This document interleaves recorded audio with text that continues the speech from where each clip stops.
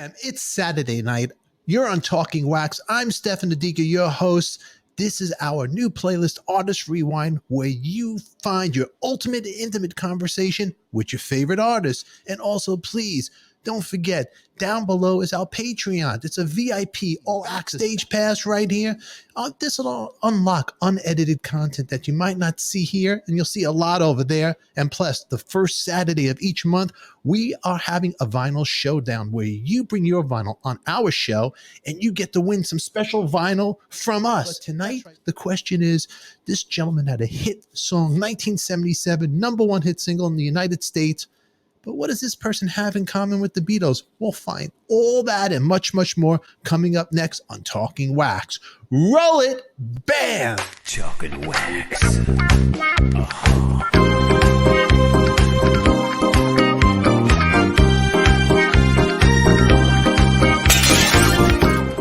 Spending all my nights, all my money going out on the town. Ladies and gentlemen, tonight we have the voice of player, the hit song Baby Come Back. We have Mr. Peter Beckett in the hot seat tonight. He's going to chat with us about his hometown, Liverpool. Yeah. Boom. Peter, how Hello, you doing? how are you? I'm good. Peter, welcome to the show, man. And it's good to see you. Welcome back as always. This time it's just you and I, nobody pestering you on this time. I remember it well. Corey, are you Peter, relaxed? I love you. Any kind of full conceit, but I need 2 minutes, exactly 2 minutes, because Stefan, you gave this witch doctor like 20 minutes of time. He's right there. He's right there. There is absolutely zero proof. The guy yelling next to you, Peter. Is this great? Is this professional? Peter, you got white supremacist stuff. Was that Peter? Disinfectant, morning disinfectant right here. I love it. I love it. You know, Corey, you put on "Baby Come Back" and relax a little. It's a I love that song. Anything just to get you over my mind. But when the moment I remember that well. You know, for the people that are watching, the last time you were on the show, we talked a little about where you came from. And if you don't know where Peter's from, he's from the fabulous Liverpool, which is, to me, that's out my roots, where everything I love, home of the Beatles. But that's a place, and you showed us some videos of you at the Cavern the last time, which was wonderful. And those guys, remember the bounces? The bounces. Amazing. Back to young Peter, Liverpool. Tell us what Liverpool was all about back then when you grown up getting into music. Well, truthfully, when I was growing up and when I was a kid, Liverpool was a real rough place, kind of like, I guess, what you'd associate with Detroit here or something. And I mean, there were gangs everywhere. It was a big port. There were sailors. My mom actually worked on the dock road in a hospital, and she was always, stitching people up. She'd come home and tell us these stories of the dockers and the sailors fighting and stuff. And I ended up, when I was about, 16, playing with my friend Richie in those pubs with a couple of acoustic guitars, and there'd be like bottles flying over our heads and stuff. It was pretty crazy, but I'll get to Liverpool now later, because it's totally changed now. It's actually beautiful now. Well, I was like 4 years behind the Beatles, so I actually saw the Beatles play twice at the Cavern. I was snuck in. I was too young to be there, but it was the whole thing with the GIs in Germany. Hamburg was a bit like sister city to Liverpool, and all the young Liverpool bands used to go and do these month-long stints in Hamburg clubs, and you'd play about 5 1-hour sets a night. It was crazy. But Peter, I gotta cut you off like I cut the doctor off. When you saw the Beatles, you saw them with Pete Best, obviously. I'll get to that. Yeah. Peter, put him in his place. Relax, dude. Yeah. Ask me in a minute. Yeah. I love it. See, this is why he got fired. This is why the guy got no control. It's unbelievable. In Germany, all the American GIs, they had all this Tambla Motown music that they'd play. And all these Liverpool bands used to go play in Hamburg and Frankfurt and Cologne and all that, which I did. And they'd give us, 45s, and we'd take them home and play. So all the Liverpool bands started playing Tambla Motown songs in Liverpool. And that was the start, as anyone will tell you, of the Mersey sound. Corey? Now, what was your question? Oh, when you saw them, it was with Pete, right? The what? When you saw the Beatles, it was with Pete Best. No, I didn't see him. It was a little after that. I got a funny story about Pete Best, though. When I was a little kid, I had a friend whose dad knew the main bouncer at the cavern door, and my brother, who was 3 years older than me, would always be at the cavern. He was watching the Beatles all the time. He was telling me about this great band, all in black leather and this whole thing, And one afternoon, I was hanging around downtown. I was a real young teen. And my buddy said, I know this guy through my dad on the door. Let's go see if he can sneak us in. And he snuck us in. And he said, you little gits can get in there and take a quick peek, and then I want you out of there in 2 minutes, And that happened twice. And the Beatles used to play these lunchtime sessions for the office workers in the cavern. And the first time I went down, it was like the loudest thing I'd ever heard in my life, because it was all brick, arches. And so everything was just bouncing off the walls, and it was dirty, it was smoky, there was like the toilet was leaking in the back, so this strange mixture of smells. And cheese, everybody says it smelled like cheese. It's nice now. It smells like a poodle parlor now, but in those days it stunk. And but I was real impressed. The Beatles were really loud. They were playing us the first time. They were playing a song called Some Other Guy, and I saw a verse and a chorus, and I was hooked out of the. We proudly present the Beatles.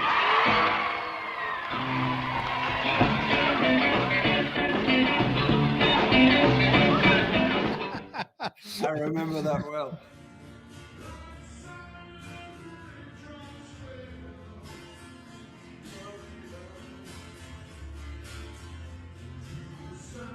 That's the stage right there. So that's the original. That's that they put it back to the original stage. I believe so, because it's on the side of the road that I remember, and it's in the location that I remember, and I was told that they recreated it properly. Yeah, they did that about 25 years ago. Yeah. There you go.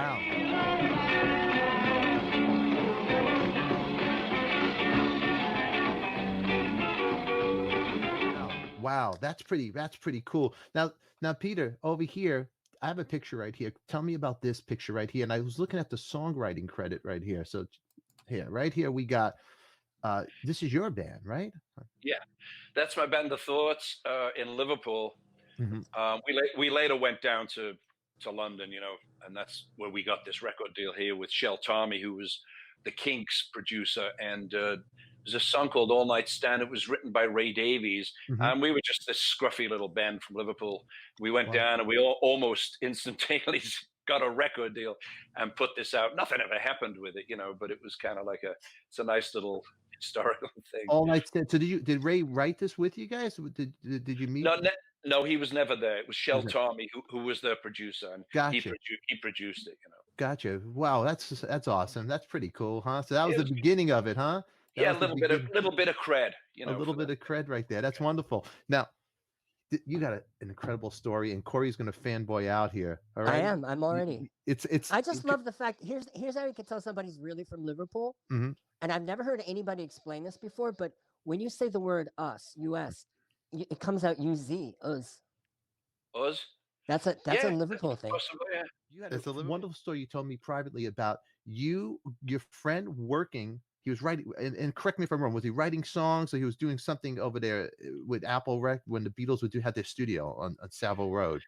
Yeah, I was just starting to write songs, still real young, Mm-hmm. I don't know, 17, maybe something. And I met this guy, Keith Kirby, and he was a young Cockney guy, and he was writing songs, and I kind of hooked up with him. We started trying to write a few things, and he was writing stuff at Apple. Mm-hmm. In the building. They had all these little rooms with Revox tape machines, 2 tracks, and songwriters would be in there all the time putting stuff down. And he said, do you want to come in? And we'd written a little thing, and he said, let's go put this idea down. I know people over there, and that can get us in. We put it on a tape. So I went down with him, and we're in this little room, like it's a skinny building, like about, I don't know, 5 stories or something. Mm-hmm. Little rooms all the way up that metal staircase. And I remember being in the room, and I heard footsteps outside, and he jumped up and he looked out, and he said, Pete, come here quick. We went outside, and McCartney and Lennon were walking up the stairs, and McCartney had the pinstripe suit on, the big black beard. Lennon had the white suit on, the big beard, and he said, "Hey guys," and he knew them, shook his hand. He said, "This is Peter Beckett. He's from Liverpool." And they're like, "Ugh," we all kind of went, "Ugh," and shook hands, and it was a nice moment. Never had a camera on me, of course, but then they went up the stairs. We went back and started, working. Peter, can you put a month and a year on that?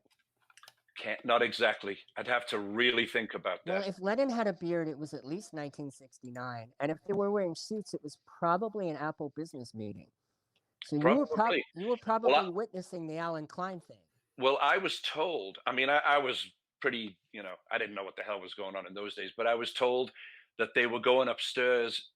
James Taylor was in the top room, recording things for Sweet Baby James. And nobody had heard of him yet. So if there's a time stamp, that would be it right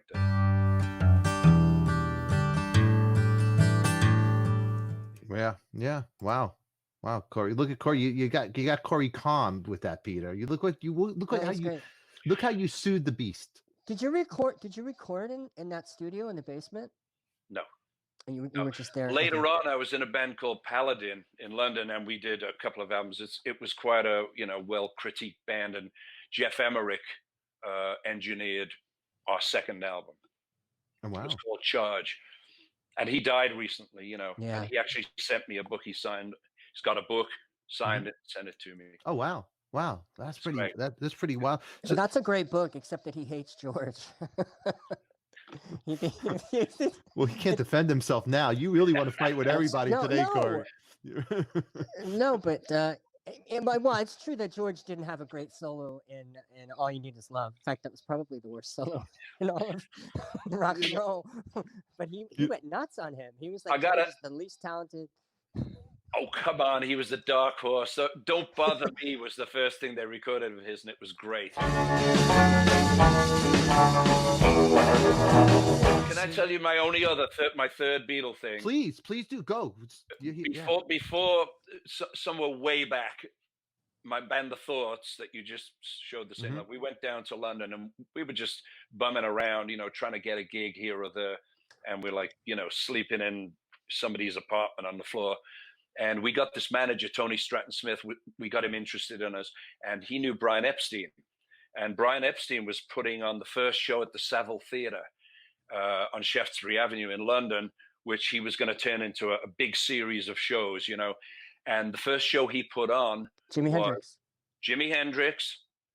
The Who were top of the bill. It was The Who, Jimi Hendrix, a band called the Cougars, also from Liverpool, and my band, The Thoughts, opened the show. The Thought, et il va chanter All Night Stand. All night stand, been around, seen 1,000 places.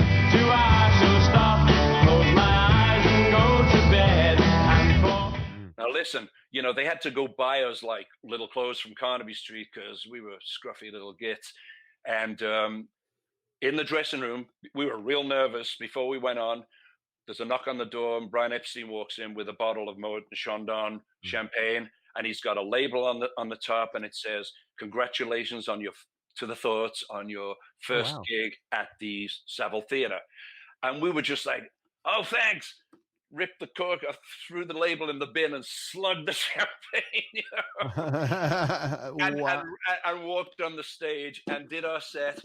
And nobody gave a crap, it was just this little band, and we sounded like crap. And we did our set. Peter, let me finish, dude. Okay. So right after us, the Cougars went on, whatever, and then Jimi Hendrix came on, and he just had released Hey Joe, and Hey Joe was like slamming it up the charts. And he goes on, and I swear to God, I was standing in the wings with Townsend and Daltrey standing next to them, watching his final song, and he's like, sitting on the tremolo, he squirts the lighter fluid on it and sets the guitar on fire. And we're all just like, oh my God, what's going on? And then he throws the guitar through this. And truthfully, the Who started all that kind of behavior, But it was an amazing concert. And I didn't know this, until recently, I talked to this guy I knew from Liverpool, that all the Beatles were in one of the boxes that night. So I actually was watched by the Beatles. It's like that. Let me ask you, Peter, Badfinger. Let's touch on that. The band Badfinger. Great songs, tragic story about them. If people don't know about Badfinger, very interesting. It could be a movie about them. Yeah. What's your story connection with Badfinger? Well, in Liverpool, you know, when I was still in Liverpool, Joey Molland was in a band, I believe it was called the Masterminds, and I was in the Thoughts, and we were playing around Liverpool all the time. And then he moved down to London before me, Joey, and he was in some band with one of the Walker brothers. They had a big push. They were recording down there, the Fruit Eating Bears, I think they were called. And you know, I was bumming around at the time around London, just doing gigs. And I got this phone call one day. Somebody had given this guy my number, and it's like, "Hello, is this Peter Beckett?" And I'm like, "Yeah." And he says, "My name is Bill, and we're putting together a band, and we're looking for somebody who's out on a limb and looking for something to belong to." And it was this whole spiel, you know, and I'm like, okay, whatever. And I didn't know this, but it was Badfinger that they were putting together. And he said, "We're having auditions tomorrow. Would you come down at 10 o'clock to so-and-so place," whatever it was. And I said, "Sure." And I went out that night and got drunk and ended up with some chick in some apartment in London and didn't wake up till noon, never went. And Joey did go, and Joey got the job. He got the job. Wow. Yeah. Wow. So I didn't go, in essence. And two of those, I don't want to get into the bad part of it, but you know, there are reasons why I'm glad I didn't go. Let's put it that way. It's almost like it was cursed, the band, the poor band, right? I know. It's such a dark, it's a weird story if you believe in that. It's just, you know, it's just. And great guys too, you know. You know, they had great, it was great songs. Their sound was great. They sounded great. And they're still playing around these days. You got Joey is. Joey, I think, is the only one. He's going out as, you know, Joey Molland of Badfinger, kind of the same as me. Yeah. Do you guys bump into each other and play same gigs?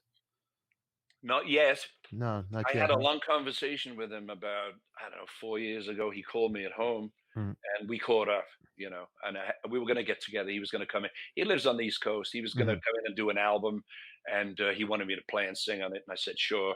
And then he never came into town. So Peter, you know, I want to go back because everything comes back. Now, would you say the stuff you're writing now, the new music that you haven't recorded, that you have hidden on your tape that you're going to record, are you bringing some essence of the 70s to make it a little modern? You know what? I don't want to be modern. You know, the truth is the 70s music was great. That's what we all did. I was you know, it's become known as yacht rock now, which essentially is the music before the machines, before the drum machines and the synthesizers.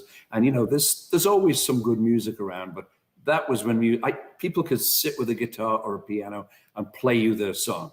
Three guys would get together, do 3-part harmonies, like, you know, all those bands, you know, Crosby, Stills, Nash, basically. And it was great music. So if I come up with something modern, you know, it'll be whatever it is. Yeah. I've done a rap song, you know. I did a rap song for a movie. It's from about 15 years ago, yeah. Wow. And I've done a bunch of country stuff too.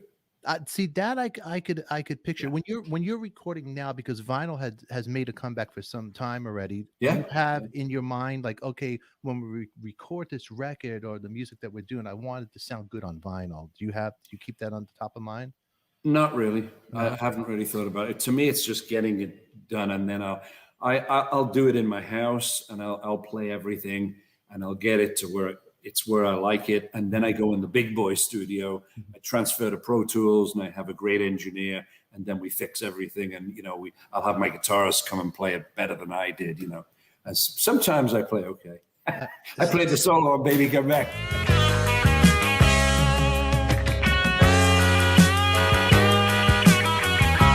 I mean, come on. It's such a fantastic song, man. Your songwriting is great. I know, and I want to, like, you're the trick of the trades here. And I know you're not going to give it away because no chef wants to reveal what he's putting in the soup. But when you're writing a song, is it the melody that comes in your head, or are you just on the guitar? Just tooling around, you know. Baby Come Back. A lot of Baby Come Back, I was mowing the lawn. Really? Yeah, spend all my night. Oh, no way. And sometimes washing the dishes, it's when you're mindless that the good ideas come. But when I got into the movie and TV stuff, which I did for a long time, I got into the machines. You know, I'd set the drum machine. I'd get up at 9 o'clock, have a big cup of coffee, put the drum machine on a beat I liked, start playing to it. And I'd have, you know, by the end of the day, I'd have an idea for a song. But in those days, I'd actually everything was much easier when I was doing the film thing. And they'd send me, I managed to get past the cattle call. They'd just send me a clip from the movie and they'd say, write a song for this. And 9 times out of 10, it got in the movie. So I was a slave to the machines too, but I'm going backwards now. I just like, you know, playing the guitar, playing the piano, whatever. So is that a true story? Were you really cutting the grass when you came up with a melody? Yeah. That's pretty interesting. Wow. Yeah. And the dishes are good too, because you're just not really thinking about anything, you know.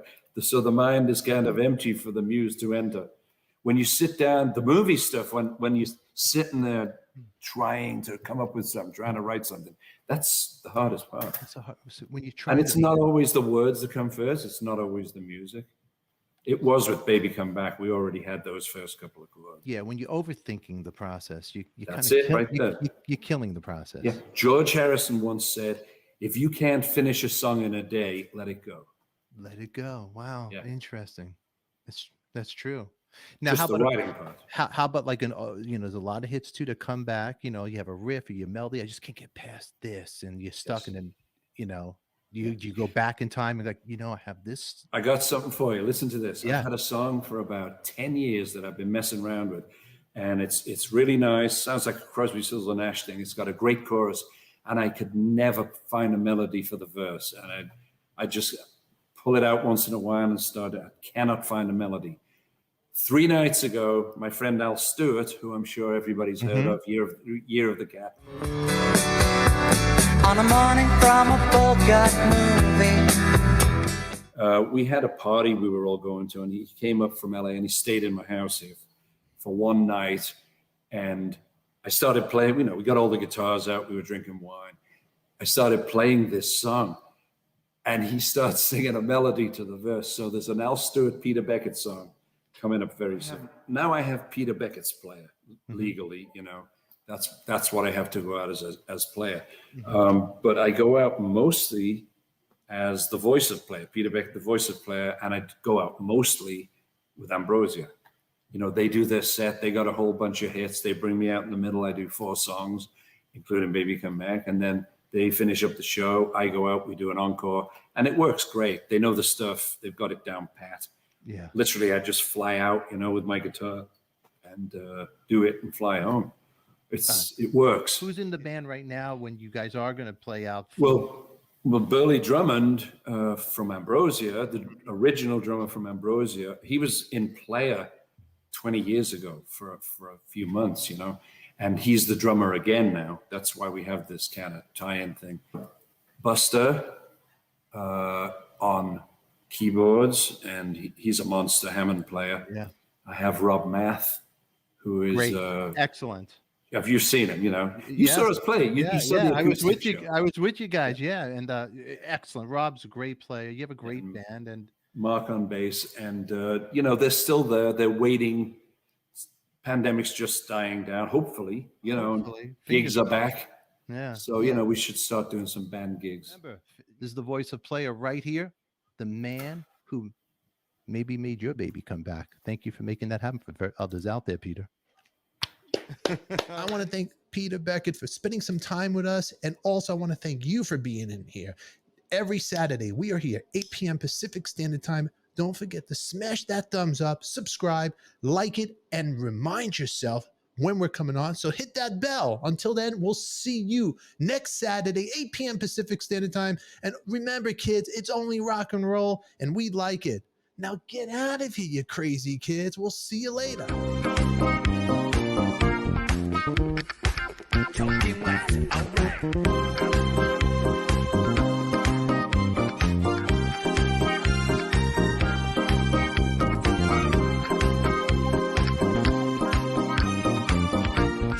Wax.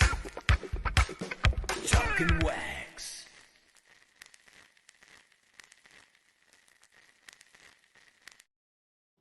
And for some other great episodes you might have not seen or you're thinking about or you don't know where to go, well, go here and go here. And also, please, please, please subscribe right here. We'll see you next week. Who loves you, baby? We do. Bye-bye. Bam.